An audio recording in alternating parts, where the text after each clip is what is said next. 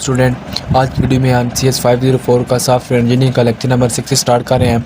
तो previous lecture के अंदर हमने फर्स्ट टू 5 लेक्चर किए थे। इंशाल्लाह आज की वीडियो में मैं ट्राई करूंगा आपको 5 लेक्चर 6 से 10 तक करवा दूं। वीडियो स्टार्ट करते हैं। फर्स्ट हमारे पास है यूज़र केस क्या होता है। हमने जो कि प्रीवियस लेक्चर के अंदर बस हल्का सा टच किया था कि यूज़र केस क्या होता है। अब इसको जो है कि हम एलैबोरेट करते हैं। यूज़र केस क्या होते हैं, ऐसा सिस्टम में कौन कौन से काम होंगे वो फाइंड करने हैं, वो उसको हम ये कहेंगे कि ये यूज़र केस है। फिर हम देखेंगे कि इन कामों को कैसे फंक्शन को कौन एग्जीक्यूट करेगा। जब हम इसको फाइंड आउट कर लेते हैं तो हमें पता चल जाता है कि ये यूज़र केस किस एक्टर ने एग्जीक्यूट करना है। उसमें दो चीज़ें चाहिए, एक हमें यूज़र केस चाहिए होता है और दूसरा हमारे पास यूज़र केस को हम डिनोटेट करते हैं ये इस तरह सर्कल से, और एक हमारे पास होता है एक्टर होते हैं। यूज़ केस वो होता है हमारे पास, ये देखें ये हमारे पास क्या जो ये इस तरह सर्कल टाइप्स के ये हमारे पास बनी हुई है, हमारे पास क्या कहलाते हैं यूज़ केस क्लास। जो ये अंदर जितनी भी इसके अंदर जो फंक्शनैलिटी जो परफॉर्म हो रही है ये हमारे पास यूज़ केस खिलाएंगे। और ये बार जो कि हमारे पास एक्टर होते हैं, ये हमारे पास पर्सन हो सकता है, किसी ऑर्गेनाइजेशन का हो सकता है, कोई मैनेजर हो सकता है, कुछ भी हो सकता है पर्सन, ठीक है, लेकिन वो प्रोग्रामर नहीं हो सकता। ये आपने बात याद रखनी है, प्रोग्रामिंग नहीं है। जो बाउंड्री ये हमारे पास एक स्क्वायर है, ब्रैकेट्स के अंदर जो हमारे पास फंक्शन परफॉर्म हो रहे थे वो हमारे पास यूज़र केस कहलाते हैं। और जो इस स्क्वायर ब्रैकेट्स के बाद हमारे पास जो एक्टर होते हैं, जो पर्सन जो इस चीज़ को इस्तेमाल कर रहा होता है, यूज़ कर रहा होता है, यूज़र हो गया, चाहे वो मैनेजर होगा, किसी ऑर्गेनाइजेशन का पर्सन होगा, वो हमारे पास कहलाता है एक्टर कहलाता है। ये बात आपने देख ली। कोई एडमिनिस्ट्रेटर होगा, ये जिस तरह अगर आपके पास कोई एक सॉफ्टवेयर MS वर्ड है, पावर पॉइंट है, वो कौन इस्तेमाल करता है, यूज़र कर। आप अगर वो कर रहे हैं वो आप क्या कराएंगे, आप यूज़र कराएंगे।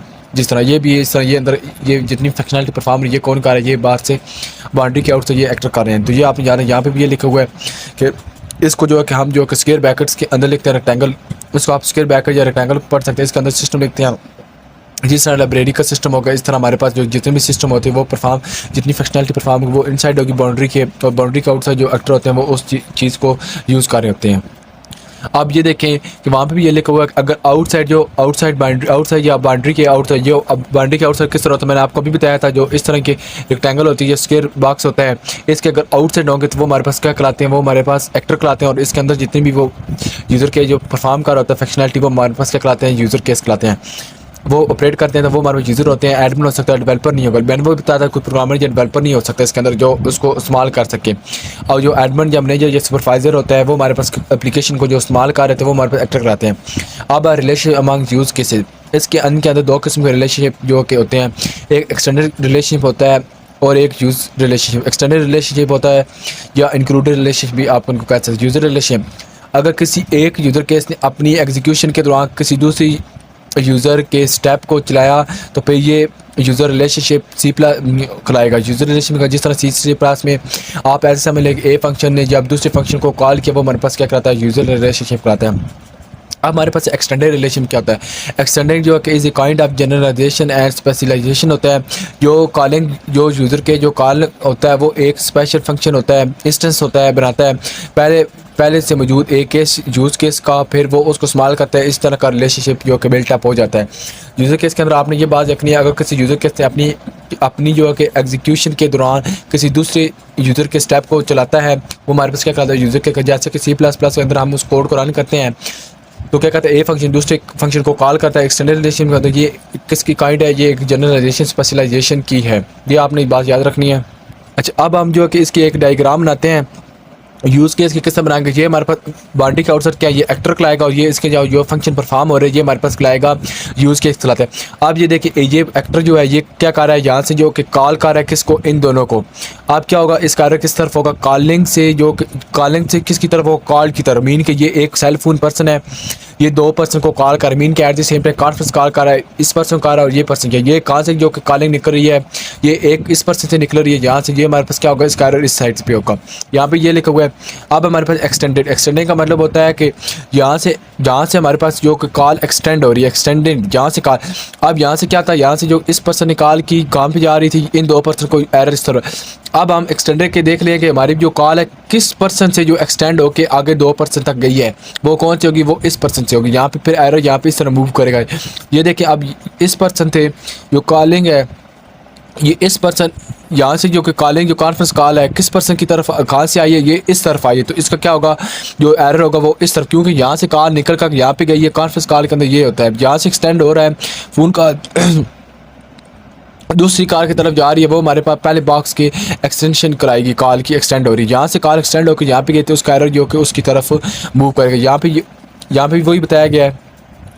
अब जो कि इसके अंदर एक अहम बात याद रखनी की एज MCQ ये बात याद रखनी है कि यूज़र केस को एक से जो ज़्यादा जो होते हैं यूज़र होते हैं या जो हमारे पास एक्टर होते हैं, क्लाइंट्स वगैरह जो यूज़र होते हैं वो इस्तेमाल कर रहे होते हैं, चाहे वो मैनेजर हो, ऑर्गेनाइजेशन का कोई पर्सन हो, वो इस्तेमाल कर रहा है, वो को क्या कराते हैं, यूज़ केस कराते हैं उसको। जैसे एक आप सॉफ्टवेयर देख रहे लाखों पर्सन जो कि एट द सेम टाइम जो यूज़ कर रहे होते हैं, वो हमारे पास क्या होते हैं, यूज़र केस होते हैं। अब हमारे पास एक्टिविटी डायग्राम है। अगर हम इंफॉर्मेशन को किसी इसके अंदर जो भी यूज़र केस के अंदर जो इंफॉर्मेशन जो है परफॉर्म हो रही है, फंक्शन परफॉर्म हो रहे हैं, उसको अंदर कोई भी डायल करना है इंफॉर्मेशन को, तो तमाम इवेंट या स्टेप है उनको तस्वीरी शक्ल में बयान करेंगे। इसको हम क्या कहते हैं, एक्टिविटी डायग्राम। एक्टिविटी डायग्राम का मतलब होता है कि जितनी भी इसके अंदर हमने पढ़ा था CS 403 के अंदर जो कि डाटा फ्लो डायग्राम को हम एक पिक्टोरियल फॉर्म की शक्ल बनाते थे। अब यहाँ पे जितने भी फंक्शन परफॉर्म हो रहे हैं, अब इसमें से किसी भी इंफॉर्मेशन को डायल करना है तो हम क्या करेंगे, इसके अंदर स्टेप बाय स्टेप इवेंट को पहले हम एलेबोरेट करेंगे, ये परफॉर्म किस तरह कर रहे हैं, एक दूसरे के साथ लिंकेज इनकी किस तरह, वो हमारे पास क्या कराते हैं, एक्टिविटी डायग्राम कराती है। अब हमारे पास है कि लिमिटेशन ऑफ यूज़ केस होते हैं। हमने ये देखा है कि यूज़ केस के ज़रिए अब हम अपने सिस्टम में होने वाली तमाम जो फंक्शनैलिटी को बड़ी आसानी के साथ शो करवा सकते हैं। और जब यूज़र केस मॉडल के ज़रिए के लिए हम एक जब सिनेरियो बिल्टअप करते हैं, ये देखें जिस डायग्राम में हमने बनाई वर्किंग इसकी फंक्शनैलिटी परफॉर्म की किस तरह हो रही है, वो हमारे पास क्या कराती है, एक्टिविटी डायग्राम करती है। कुछ जो कि रिक्वायरमेंट ऐसी होती है जिनको हम नॉन फंक्शनल रिक्वायरमेंट कहते हैं, जिस कोड में बिजनेस रूल या नॉन फंक्शनैलिटी रिक्वायरमेंट कहते हैं। आपने एक्टिविटी डायग्राम के अंदर टू द पॉइंट ये याद रखना है कि अगर कोई भी हमने वर्क करना है या कुछ भी इम्प्लीमेंट करना है, और जो भी वर्क करेंगे हम वर्बली करते हैं, उसको क्या करना है, हमने पिक्टोरियल फॉर्म के अंदर एलेबोरेट करना होता है। डायग्राम की DFD जो होती है, डाटा फ्लो डायग्राम के जरिए हमने बनाती होती हैं, तस्वीरें बनाकर एक पिक्टोरियल शक्ल के अंदर हम उसको रिप्रेजेंट करते हैं। वो हमारे पास क्या कराता है, एक्टिविटी डायग्राम कराता है। अब हमारे पास है लेक्चर 3 का जो लास्ट ये पेज है, नॉन फंक्शनल क्या होता है और फंक्शनल। नॉन फंक्शनल मतलब होता है ये वो सिस्टम की वो रिक्वायरमेंट होती हैं जो कि एक्चुअली जो फंक्शनैलिटी का उसके अंदर कोई भी लिंक नहीं होता, लेकिन इनके बगैर फिर भी वो जो सिस्टम होता है वो रन नहीं कर सकता, वो ऑपरेट नहीं कर सकता। उनके अंदर जितनी भी जो उसके अंदर रूल एंड रेगुलेशन होती हैं, शराइत होती हैं, वो मस्ट होती है, कंस्ट्रेंट होती हैं। एक है हमारे पास यूज़ेबिलिटी, मीन कि उसको किस तरह यूज़ करना है। रिलायबल होना चाहिए, 24/7 जो कि चले। परफॉर्मेंस उसकी जो है कि अच्छी होनी चाहिए, और टाइम को जो कि वो लेस कंज्यूम करे, और पोर्टेबिलिटी होनी चाहिए, एनेबल वो विंडो में किसी भी विंडो के अंदर वो चल सके, एक्सेस हो सके। अब हमारे पास देखते हैं फंक्शनैलिटी, नॉन फंक्शनैलिटी। हम देखते हैं अब फंक्शनैलिटी है, जो चीज़ फंक्शनैलिटी प्रोवाइड कर रही होती है वो हमारे पास फंक्शन कराती है। ये मस्ट आपने याद रखना है, non functional functional. Non functional वो सिस्टम की रिक्वायरमेंट जो कि उसके बगैर फंक्शनल जो है उसके मीन कि वो उस फंक्शनैलिटी कैसे नहीं होता, लेकिन उनके बगैर जो हमारा फंक्शन होता है वो रन नहीं कर सकता। फंक्शन के अंदर वो चीज़ें होती हैं जो कि वो फंक्शनैलिटी परफॉर्म कर रही होती हैं जी। मसलन वो एक मीन कि वो एक शराइत वगैरह लगा देते हैं, कि हमारे पास शराइत लगा देते हैं कि मसलन किस तरह शराइत होती हैं कि कोई मसलन कोई कलर भी हो सकता है, लेकिन कुछ ऐसी कुछ यूज़र कहता है कि मुझे इस सॉफ्टवेयर के अंदर ये इस कलर का चाहिए, ब्लैक का चाहिए, वाइट का चाहिए इंटरफेस उसका। तो क्या करते हैं, हमने वो यूज़र की रिक्वायरमेंट को फुलफ़िल करना होता है, उनकी नीड को फुलफ़िल करना होता है, लेकिन वो मस्ट ये नहीं होता कि उसकी जो रिक्वायरमेंट होती है वो कुछ भी हो। लेकिन क्या करते हैं, इट इज़ वो हमारे फंक्शन नहीं होता, लेकिन क्या होता है, ये यूज़र की रिक्वायरमेंट होती है कि मुझे इस तरह का जो है कि ये चीज़ चाहिए, वो हमारे पास क्या कराती है, फंक्शन कराती है हम।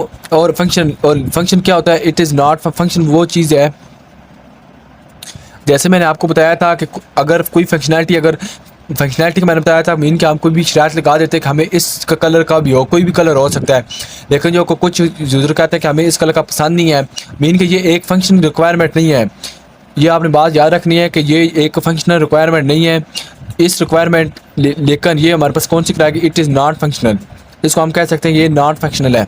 जिस तरह हम इसमें लिस्ट बना देते हैं, ये चीज़ नहीं होनी चाहिए, हम इसको डॉक्यूमेंट कर देते हैं।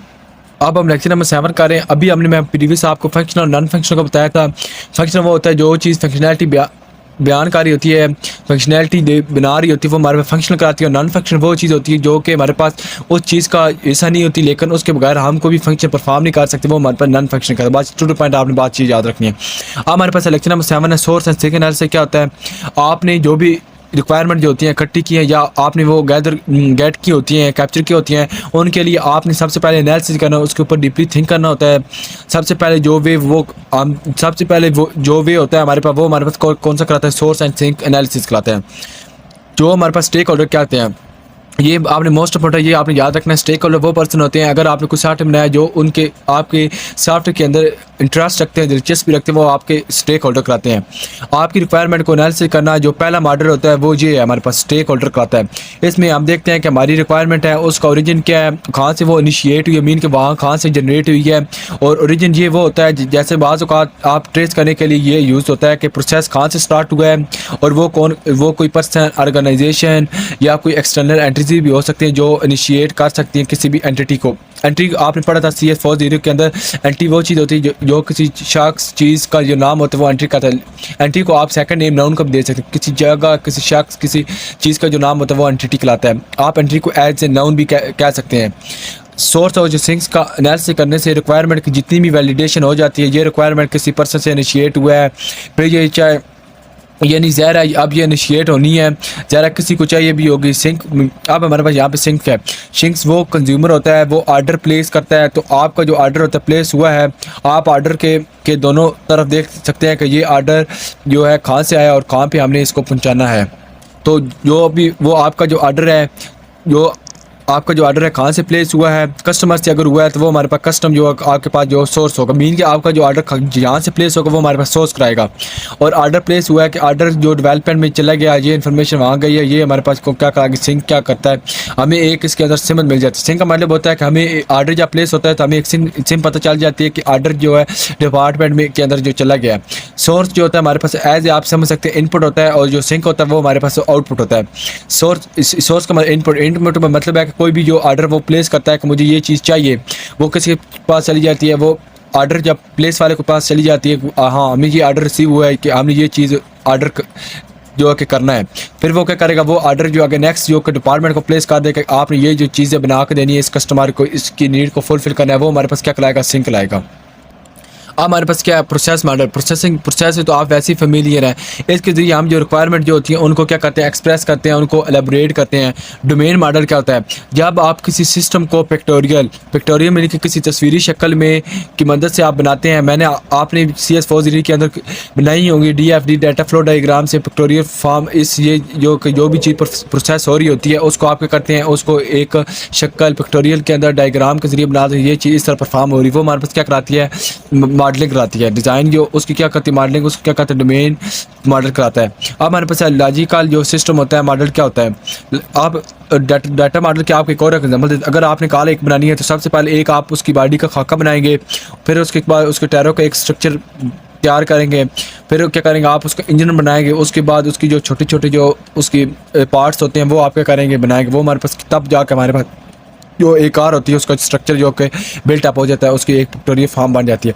अब हमारे पास लॉजिकल सिस्टम मॉडल क्या होता है, जो हम चीज़ पेपर पे ड्रा करते हैं और डिज़ाइन करते हैं, हम उनको क्या करते हैं, लॉजिकल सिस्टम मॉडल करते हैं। लॉजिकली हम जो उसको पेपर के ऊपर राइट डाउन करते हैं, लिखते हैं, ड्रा करते हैं, डिज़ाइन करते हैं। अब है बिजनेस प्रोसेस मॉडल।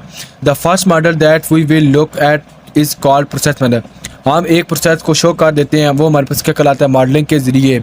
मीन के एक उसको तस्वीरी शक्ल के अंदर हम जब उसको शो करते हैं तो वो उसको किसी शक्ल में हम कहते हैं पिक्टोरियल के डाटा फ्लो डायग्राम के किसी तस्वीरी शक्ल के अंदर वो हमारे पास क्या कराती है, मॉडलिंग कराती है। बिजनेस डोमेन क्या होता है, जिस डोमेन का सॉफ्टवेयर आप बना रहे हैं आपको उसका नॉलेज होना चाहिए आपके पास। हम किसके अबाउट, अगर आप किसी एजुकेशन हॉस्पिटल के मुतल्लिक बना रहे हैं, लेस पर अगर आप एजुकेशन के रिलेटेड अगर आप कोई सिस्टम बना रहे हैं तो उसकी आपको डोमेन के बारे में इल्म होना चाहिए, आपको पता होना चाहिए इसमें कौन कौन से सोर्स एंड जो सिंक है वो स्मॉल सोर्स का मैंने मतलब बताया था। सोर्स हमारे पास इनपुट होता है, सिंक हमारे पास आउटपुट होता है।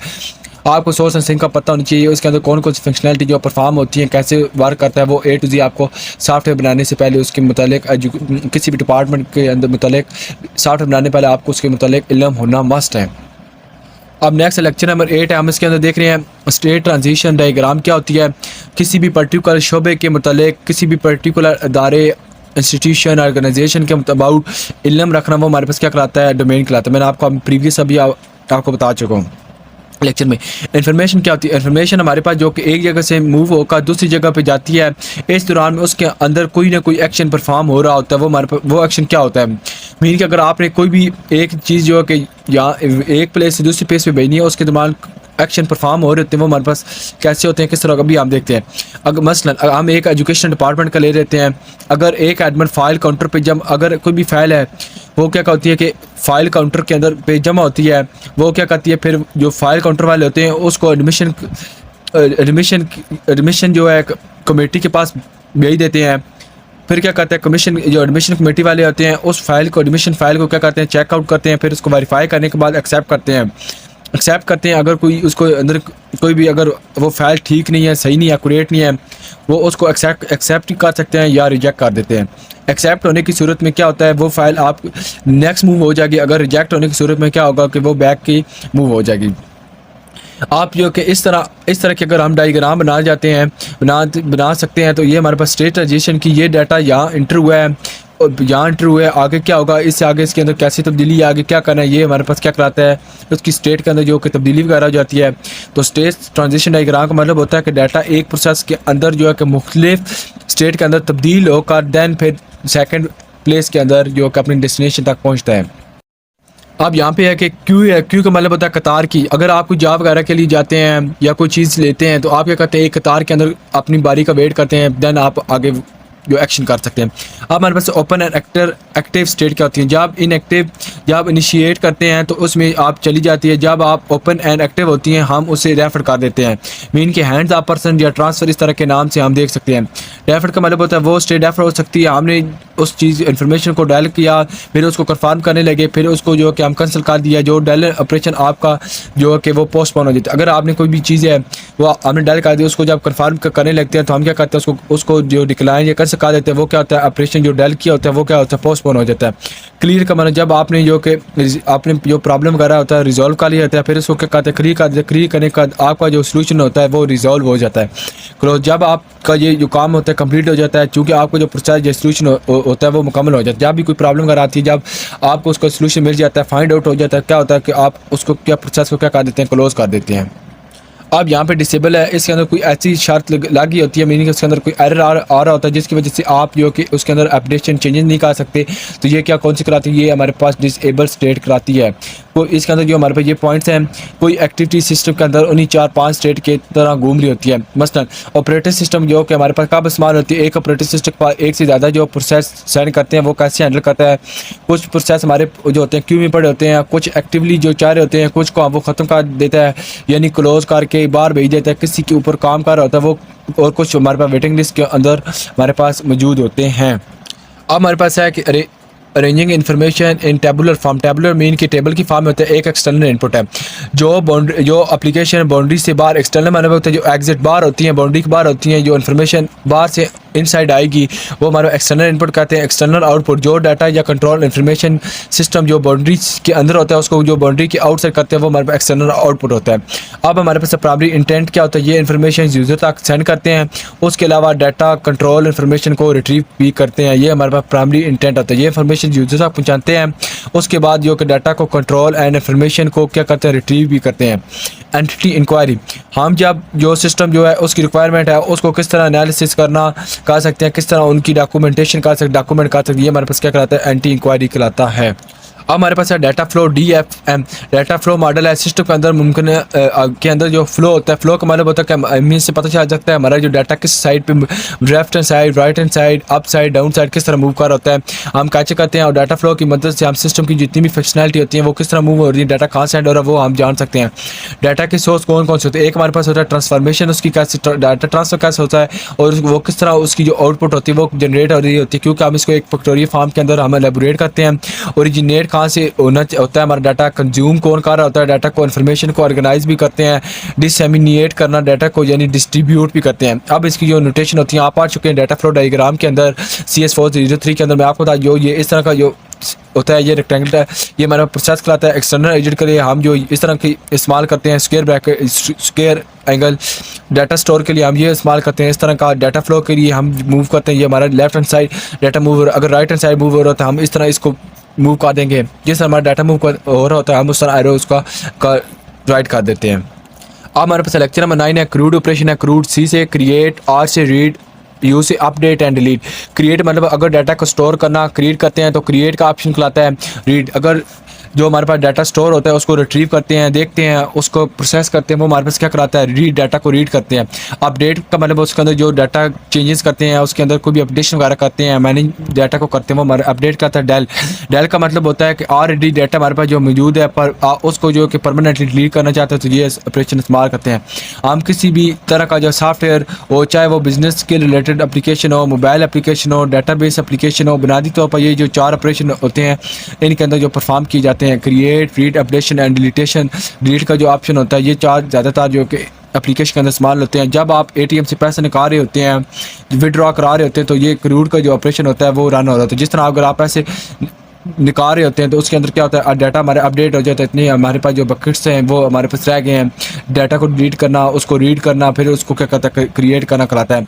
क्रिएट लेवल जो डायग्राम होती हैं, ये हम CS403 के अंदर पढ़ चुके हैं, और मैंने जो मिड टर्म के लेक्चर है CS403 के अंदर, उसके अंदर ये एलैबोरेट किया, कॉन्टेक्स्ट डायग्राम और detail data flow diagram. Context mean के जो उसके पिक्टोरियल फॉर्म के अंदर डाटा डायग्राम वगैरह बनाते हैं तस्वीरी शक्ल के अंदर, और डिटेल डाटा फ्लो डायग्राम क्या होती है। अगर लेट्स सपोज हमारे पास हर स्टेप के अंदर आगे सब स्टेप्स होते हैं, जिस पर हमारे पास यहाँ पे 1 है, आगे इसका 1 स्टेप सब स्टेप बनेगा 1.1, फिर क्या बनेगा 1.2, 1.3, अब हमारे पास सेकंड 2 आ गया, 2 इसका सब पार्ट सब जो क्या क्या बनेगा पार्ट 2.1, 2.2, 2.3, इस 3.1, 3.3 इस तरह आ जाएगा। मीन के एक डाटा है, उसके फिर आगे जो सब सॉर्ट बनाते हैं वो हमारे पास डिटेल डाटा फ्लो डायग्राम कराते हैं। अब ये इंपॉर्टेंट है, कॉमन मिस्टेक डाटा फ्लो के अंदर क्या हो सकती हैं। कोई भी प्रोसेस ऐसा नहीं होता जिसमें जो कि इनपुट नहीं आ गई, यानी अगर डाटा आउटपुट हो रहा है लेकिन इनपुट नहीं हो रहा, तो वो हमारे पास क्या कराएगा, मिस्टेक होगी। कोई भी डाटा जो है आउटपुट हो रहा है लेकिन इनपुट नहीं हो रहा, वो क्या होगा, हमारे पास इसकी मिस्टेक आ सकती है डाटा फ्लो डायग्राम का। नेक्स्ट आ जाती है, हर प्रोसेस की कोई ना कोई इनपुट मस्ट होती है। कम से कम हमारे पास एक से ज़्यादा जो कि आउटपुट होना मस्ट है। इलीगल डाटा फ्लो डायग्राम है directly communicating external agent. Mean कि अब हमारे पास जो कि A1 है और A2 है, अब ये कि एक्सटर्नल जो एंटिटीज़ हैं ये डायरेक्टली कम्युनिकेट नहीं कर सकती। ये एक हमारे पास जो कि रॉन्ग जो कि डाटा फ्लो होगा, हम क्या करेंगे, इन दोनों के दिमाग कोई एक प्रोसेस होगा। अब जो कि इन दोनों को कोई एक प्रोसेस होगा, तब ये आपस में कम्युनिकेशन कर, ये क्या करेगा, यहाँ पे आएगा, अगर इसने इसके साथ कम्युनिकेशन करी, यहाँ प्रोसेस क्या करेगा, आगे इसके साथ कम्युनिकेशन करवाएगा। अब हमारे पास external agent updating information in a data store. External मतलब कि आउटसाइड से जो डाटा आ रहा होता है। हम प्रीवियसली पढ़ चुके हैं कि हम जो ये अब पर्सन 1 है, ये डायरेक्टली कम्युनिकेट जो कि नहीं कर सकता। अब जो इसने जो डाटा स्टोर करना है इसके अंदर, ये हमारे पास सिंबल किसका था, डाटा स्टोर का। अब ये डायरेक्टली जो स्टोर नहीं कर, ये हमारे पास मेथड जो कि डाटा फ्लो करनी होगी, ये गलत होगा। अब अगर इसने यहाँ पे जो डाटा को स्टोर करना है, ये क्या करेगा, यहाँ से डाटा सेंड करेगा, ये प्रोसेस के बाद आएगा, फिर प्रोसेस क्या करेगा, नेक्स्ट जो कि डाटा स्टोर करवाएगा इसके अंदर। अब इस तरह external agent accessing information from a data store. अब क्या करेगा, जो ये पर्सन है, अगर इसने जो डाटा को यहाँ पे जो है कि एक्सेस करना है, गेट करना है, रिट्रीव करना है, तो ये डायरेक्टली जो कि रिट्रीव नहीं कर सकता। इसके दौरान जो प्रोसेस का होना मस्ट होता है। अब यहाँ पे ये क्या होगा, तुम्हारे पास जो डाटा इसने रिट्रीव करना है, यहाँ पे क्या होगा, ये प्रोसेस इसके दरम्यान आएगा, ये क्या करेगा, इसको डाटा रिट्रीव कर देगा। डाटा यहाँ से आएगा प्रोसेस से, फिर ये क्या करेगा, एक्सेस कर सकता है। अब हमारे पास है external agent accessing information from a data store. अब हम प्रीवियस ये देख चुके हैं किस तरह copying data to our data store. Copy data, एक डाटा जो कि स्टोर दूसरी डाटा स्टोर में कम्युनिकेशन, एक डाटा जो स्टोर है, अब ये जो एक डाटा जो यहाँ पे स्टोर है, ये दूसरी डाटा स्टोर के साथ डायरेक्ट कम्युनिकेशन नहीं कर सकते। इसके दौरान मैंने आपको बताया किसी न किसी प्रोसेस का होना मस्ट है। ये अगर इसने इसके साथ कम्युनिकेशन करनी, ये क्या करेगा, यहाँ पे आएगा, यहाँ से फिर क्या करेगा, प्रोसेस यहाँ पे कम्युनिकेशन करेगा। मीन कि ये एक दूसरे के साथ डायरेक्टली जो कि कम्युनिकेशन नहीं कर सकते, इनके दरम्यान एक प्रोसेस का जो सिस्टम है वो होना मस्ट होता है। अब हमारे पास है नेक्स्ट प्रोटोटाइप का, ये इंपॉर्टेंट है। अगर कस्टमर की डिससेटिस्फेक्शन को दूर करने के लिए हम क्या करते हैं, प्रोटोटाइप का इस्तेमाल करते हैं। ये टेक्निक इस्तेमाल की जाती है। अगर कोई भी पर्सन आपके पास आता है प्रोजेक्ट के लिए बनवाने के लिए, वो आपको क्या करता है कि आपको वो बताता है कि मुझे इस तरह का जो कि प्रोजेक्ट चाहिए।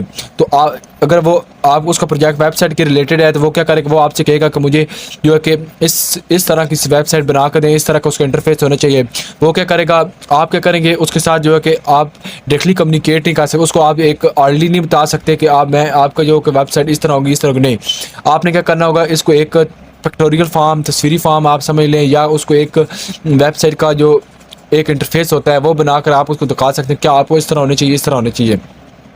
या ये जिसका उस तरह का कोई लोगो बनवाना है, तो आप क्या करेंगे, कोई और लोगो उस टाइप का बना कर आप दे सकते हैं। आप उसको फिर बता सकते हैं कि आपका जो कि इस तरह होना चाहिए, इस तरह होना चाहिए, तो फिर आप कर सकते हैं। अगर हम अगर पॉइंट की तरफ आते हैं वेबसाइट की, अगर उसने वेबसाइट के मुतालिक आपको बनवाना है तो वो आपको बताएगा कि इस तरह फिर आप क्या करेंगे, उसकी रिक्वायरमेंट के मुताबिक एनालिसिस करेंगे, एनालिसिस के मुताबिक क्या करेंगे, आप उसकी जो वेबसाइट होती है वो एक आप क्या करेंगे, बना के दे देंगे एक पिक्टोरियल की, आप एक उसका इंटरफेस जो कि एक वेबसाइट होती है win.com जो वेबसाइट नाम है, इसके ऊपर आप क्या करते हैं, ड्रैग एंड ड्रॉप आपके एक विद इन अ डे एक उसका एक खाका या मॉडल आप तैयार करके दे सकते हैं कि यहाँ पे जो आपका लागू होना चाहिए, यहाँ पे आपका ईमेल होनी चाहिए, यहाँ पे आप जो कि सेल फोन नंबर ऐड कर सकते हैं और इस साइड पे आप इसको लॉग आउट कर सकते हैं, यहाँ पे ये काम कर सकते हैं, एडिशन ऐड कर सकते हैं कुछ चीज़ें, जितना भी इंटरफेस होता है वो आप वहाँ पे उसको एक win.com जो है कि वेबसाइट एक उसका जो खाका तैयार करके आप बताएंगे, वो आपको बताएगा कि हाँ इस जो लेफ्ट साइड के ऊपर मेरे लागू होने चाहिए, राइट साइड के ऊपर मेरे पास जो कि ये ऑप्शन होनी चाहिए, यहाँ पे ये होना चाहिए, ये होना चाहिए, A to Z आपको वो बताएंगे, आप उसको एक इंटरफेस बताएंगे win.com के ऊपर एक खाका तैयार करके देंगे, वो उससे क्या हो जाएगा। इस तरह का जो मेथड है वो ये प्रोटोटाइप है जिसके जरिए जो कस्टमर की जो सेटिस्फेक्शन होती है, ये एक तो दूर डिससेटिस्फेक्शन जो होती है वो दूर हो जाती है और उसको जो एक वो आपको सही कम्युनिकेट कर सकते, सही आपको बता सकते हैं मेरी जो वेबसाइट है आप किस तरह बनवाना चाहते हैं ताकि आप जो कि कस्टमर की जो नीड्स होती हैं उसको फुलफिल कर सकें। अब हमारे पास है JUI। क्या UI इट इज़ अ या medium through which a user can interact with the actual computer. अब जो यूज़र होता है वो कंप्यूटर के साथ एक्चुअली किस तरह इंटरेक्ट कर सकता है, फंक्शन को परफॉर्म कर, वो हमारे पास होता है UI कहलाता है। UI हमारे पास आ गया। अब हमारे पास CLI कमांड लाइन इंटरफेस होता है, CUI या कराते कंसोल लाइन इंटरफेस होता है। इन द स्टार्टिंग डे जो पहले जो अर्ली कंप्यूटर थे स्क्रीन के ऊपर जो कमांड हुई होती थी था, अब हमारे पास जो फोल्डर बनने होते हैं या वगैरह, अब उसके ऊपर क्या होता है कमांड वगैरह होती है। अगर कोई फोल्डर जो को क्रिएट करना होता था आपको उसके अंदर कीबोर्ड में अंदर कमांड लिखनी होती थी, हाँ ये फाइल ओपन कर दो, ये ओपन कर दो, तो उसकी जो फील्ड बनाने के लिए अगर कमांड अगर आपको याद नहीं तो वो आप कंप्यूटर के साथ कोई इंटरेक्ट नहीं कर सकते, ऑपरेट नहीं कर सकते। आपको हर कंप्यूटर के लिए आपको क्या करना था, उसकी जो कमांड होती थी अलग उसकी कमांड याद रखनी होती थी। जिस तरह अगर एक फोल्डर को क्रिएट करना है A, तो क्या करेंगे A को क्रिएट करने के लिए आप लिखना होगा MKDIR A। आपको क्या करते थे, आपको ये जो कमांड होती थी ये याद रखनी होती थी। उस वक्त बहुत टफ था कि हर कमांड को याद रखना बहुत मुश्किल था। इस तरह होता था कि अगर किसी भी कमांड को याद रखना बहुत ही टफ होता है। एक दो कमांड होती है चलो इंसान याद रख सकते, लेकिन इतनी ज़्यादा जो कमांड होती है उनका नाम हमने किस नाम से स्टोर किया ये याद रखना बहुत मुश्किल था। फिर क्या हुआ 1970 के अंदर जो है कि JUI जो होती है वो आई, ठीक है। ऐसा UI है जिसमें जो आइकन मेन्यू जो ऑप्शन ड्रैग एंड ड्रॉप इसके लिए कई सारे एलिमेंट होते थे जिससे माउस या कीबोर्ड टच फ़ोन के ज़रिए से कंट्रोल किया जा सकता था। इसमें जो कमांड याद रखने की इसके अंदर ये UI के अंदर जो है कमांड याद रखने की कोई ज़रूरत नहीं पड़ती।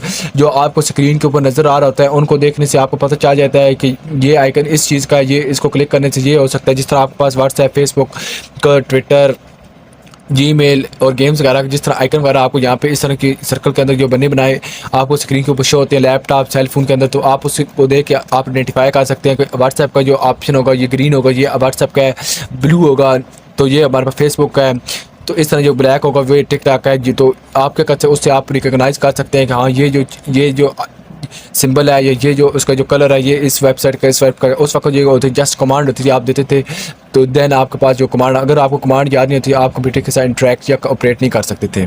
ये UI की वजह से ये है कि हमें कमांड याद करने की ज़रूरत नहीं होती, हम जस्ट जो आइकन या स्क्रीन के ऊपर जो नज़र आता है हम उसको यूज़ करते थे। तो ये थे हमारे पास 6, 7, 8, 9 और 10 लेक्चर थे। आई आपको ये वीडियो आपके लिए हेल्पफुल होगी और अगर आपको वीडियो पसंद है वीडियो को लाजमी लाइक और शेयर कीजिएगा, अपने फ्रेंड के साथ मस्ट शेयर कीजिएगा। और अगर आपको मेरी वीडियो पसंद आ रही है तो लाजमी आपको वीडियो कमेंट सेक्शन के अंदर आपने कमेंट दीजिएगा ताकि मुझे पता हो सके कि आपको मेरी वीडियो से हेल्प मिल रही है कि नहीं। Thank you so much for watching my video.